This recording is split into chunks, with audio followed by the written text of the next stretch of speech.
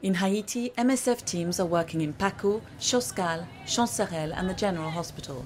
There are more than 700 national and international staff members working on the ground to provide emergency medical care.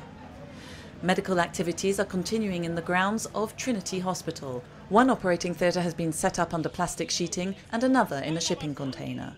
These two theatres have enabled staff to carry out 50 operations per day, including caesarean sections, amputations, laparotomies and the disinfection of wounds. MSF teams are facing an unprecedented challenge.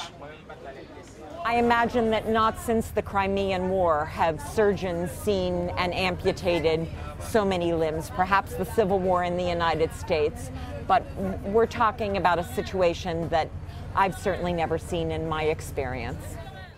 5 of the MSF charter planes carrying essential medical supplies have been diverted to the Dominican Republic. The equipment has had to be transported to Port-au-Prince by road.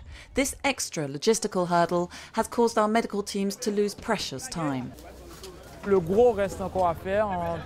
still have a vast number of patients with open fractures needing surgery. After 48 hours, the chances of infection starts to increase.